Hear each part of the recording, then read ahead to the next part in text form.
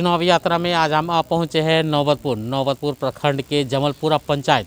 हमने पिछले कई पंचायत से आपको रूबरू कराया, इस बार जमलपुरा पंचायत में है और यहाँ पे हमारे साथ में भावी मुखिया प्रत्याशी नरेंद्र तिवारी उर्फ चुन्नू बाबा के नाम से ये इस क्षेत्र में फेमस है।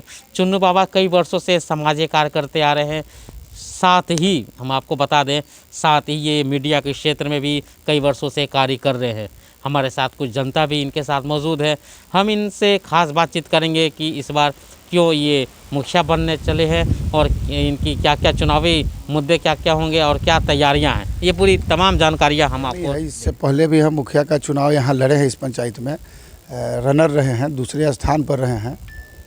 और इस पंचायत की स्थिति 20 साल में जब से हम होश संभाले हैं तब से देखे हैं कि आज तक 20 साल मुखिया लगभग एक ही परिवार के लोग बनते आ रहे हैं, लेकिन विकास के नाम पर कुछ भी यहाँ काम अभी तक ये लोग नहीं किए। इंदिरा आवास में भ्रष्टाचार इतना ज़्यादा बढ़ा हुआ है, 20 से 25 हज़ार रुपया एकदम लिया जा रहा है, वो भी एडवांस। अभी तक कम से कम पंचायत में तहसीली है तो 10 लाख रुपया के आसपास इंदिरा आवास के नाम पर तहसीली करके गरीब गुरबा को फंसाया गया है। ये सब देखने के बाद हमको लगा कि इस पंचायत में बदलाव बहुत ज़रूरी है, सत्ता का बदलाव होना बहुत ज़रूरी है। इसलिए हम विगत पिछले चुनाव से यहाँ अपना संघर्ष जारी रखे हैं। बहुत अच्छा प्यार और स्नेह इस पंचायत के जनता का हमको मिला है विगत 5 वर्षों से आज तक। पूर्व में भी हमें दूसरा स्थान पर लाया, जात पात के बंधन को तोड़कर। जात में तो हम मात्र 2-3 घर हैं इस पंचायत में, फिर भी यहाँ विकास के नाम पर, हमारे व्यवहार पर, हमारे किए गए कार्यों पर लोगों ने जो है हमें इस मुकाम तक ला करके खड़ा किया। तो क्या लगता है कि इस बार जब आप जीत कर आएंगे तो सबसे पहले क्या प्राथमिकता होगी कि सबसे पहले आप अपने पंचायत में क्या कार्य करेंगे? सबसे पहले पंचायत में हम जो है अभी तक जो नल जल योजना अधूरा है, सरकार का 7 निश्चय योजना जो है बिल्कुल धरती पर नहीं है, वो खाता पर है केवल वहीं पर, उसको पहले दुरुस्त करेंगे ताकि हर घर में नल का जल जाना चालू हो। जो भ्रष्टाचार व्याप्त है, इंदिरा आवास का घूसखोरी, बिल्कुल 1 रुपया नहीं लगेगा किसी का, 100 रुपया, और हम अपने पैकेट से जिसका पास होगा उसको एफिडेविट कराने के लिए योगदान करेंगे। शिक्षा का क्या स्तर है आपके यहाँ? शिक्षा का स्तर एकदम गिर चुका है। उसके लिए यहाँ जो पंचायती राज व्यवस्था में महात्मा गांधी जी ने जो सपना देखा था कि पंचायती राज व्यवस्था कायम होने से जो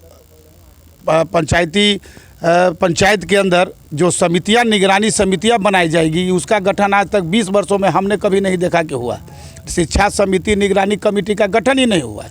तो एक किसी भी विद्यालय में ना कोई शिक्षा समिति का जो पंचायत स्तर से गठन होता है 20 वर्षों में कभी नहीं हुआ, जो निगरानी करे, शिक्षा व्यवस्था को दुरुस्त करके रख सके।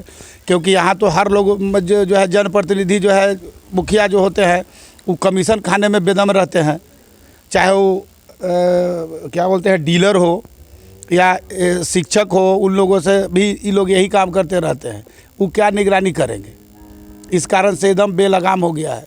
शिक्षक आता है, बैठता है, गरीब गुरबा के बच्चा को पढ़ाने उढ़ाने से मतलब नहीं है उन लोगों को, बैठ के खाना दाना अगड़म बगड़म करके चला जाता है। तो शिक्षा का व्यवस्था इसलिए पिछड़ा हुआ है, जिससे गरीबी हमारे यहाँ बहुत बढ़ा हुआ है। शिक्षा व्यवस्था को दुरुस्त करना पंचायत में ये मेरी प्राथमिकता में एक होगी। ये तो ग्रामीण क्षेत्र है और यहाँ पे लोग कृषि पे आधारित होंगे, तो किसानों के लिए क्या करेंगे आप?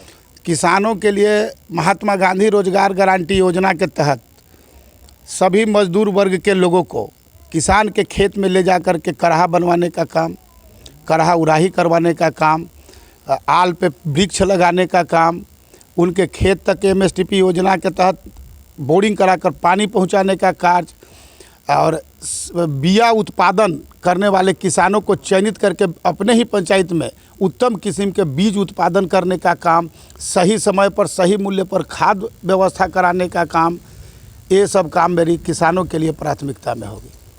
तो इस बार आप चुनावी मैदान में हैं, तो अपने पंचायत वासियों से क्या अपील करना चाहेंगे चुनाव के मद्देनज़र?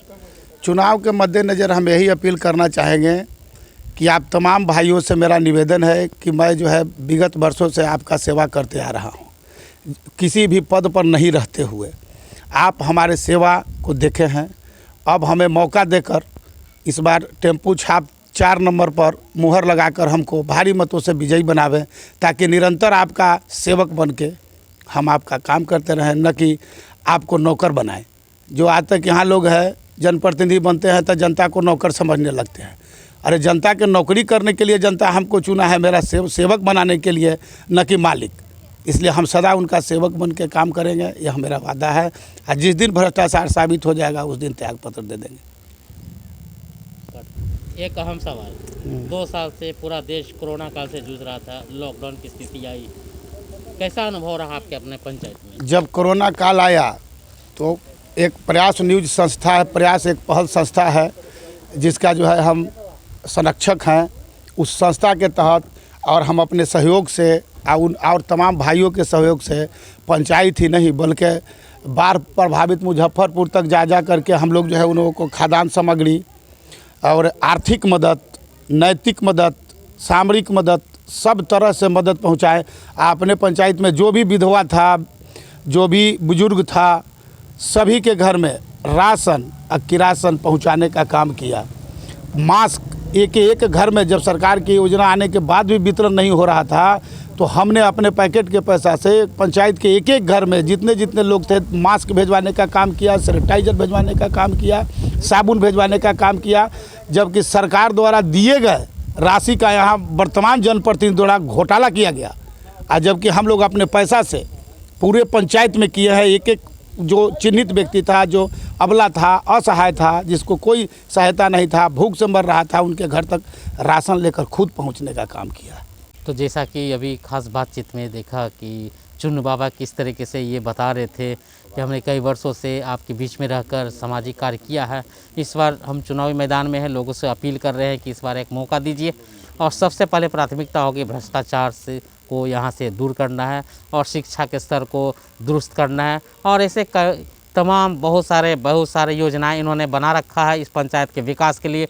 हमारे साथ कुछ जनता भी मौजूद है, यहाँ की जनता से जानेंगे कि विगत 5 वर्षों में यहाँ इस अपने पंचायत में कितना विकास का कार्य हुआ है और वर्तमान के मुखिया के कार्यकाल से कितना खुश है और इस बार नए प्रत्याशी से क्या उम्मीदें करते हैं। अभी तो बनवे नहीं किए हैं सर। मुखिया कौन है आपके जानते हैं? उनका नाम सुने हैं? आपके पंचायत के कौन है मुखिया? पहचानते हैं उनको आप? हाँ पहचानते हैं। पहचानते हैं? हाँ। कभी गए हैं, कभी मिले हैं, कभी वो आए हैं यहाँ के मुखिया जी? कभी आपके क्षेत्र में मुखिया जब आते आ रहते बढ़िया से तो सब ऐसे रहता है जिसे के तैसे। मेरा पंचायत के हाल तो बद से बदतर है।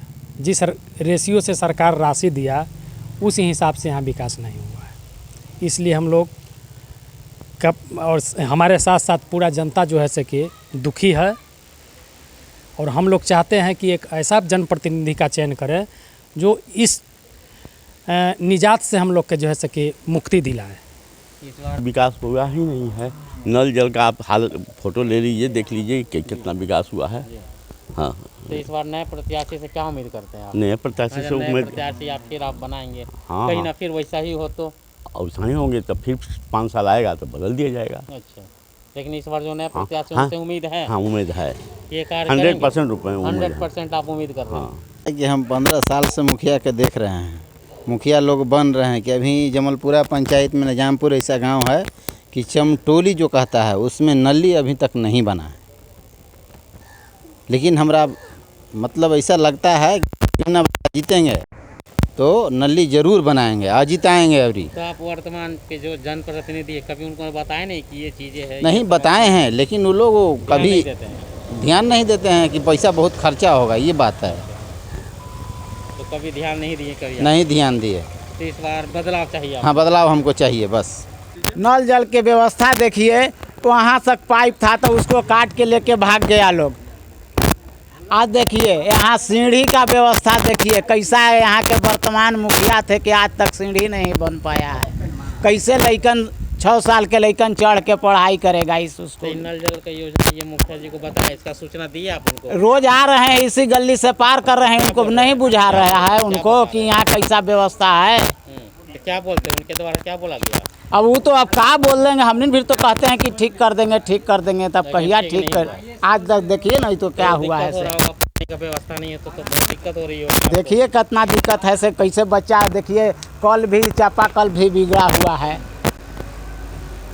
देखिए सीढ़ी का, देखिए कैसा है। जब ये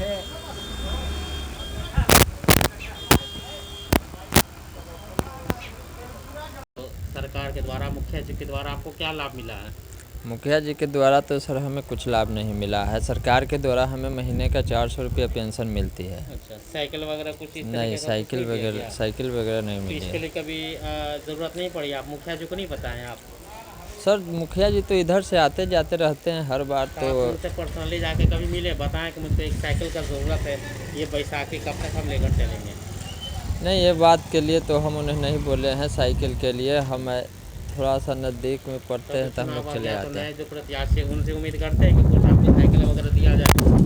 नहीं, साइकिल के लिए सर हम अथी नहीं है। भले एक बार हम गाड़ी के लिए अथी किए थे, जो गाड़ी जो बैटरी पर चलती है उसके लिए, तो लोग कहें कि यहाँ के जो कि आपको साइकिल के लिए आपको और ज़्यादा परसेंटेज की ज़रूरत है, आप उस साइकिल के लायक नहीं हैं। अच्छा, तो गाड़ी आपको मिलना चाहिए था? हाँ, क्योंकि सर हम साइकिल नहीं चला पाते हैं, तो आप इसलिए। यहाँ के आप स्थानीय हैं जी आपको क्या लगता है इस पंचायत में कितना विकास का कार्य हुआ आपके यहाँ?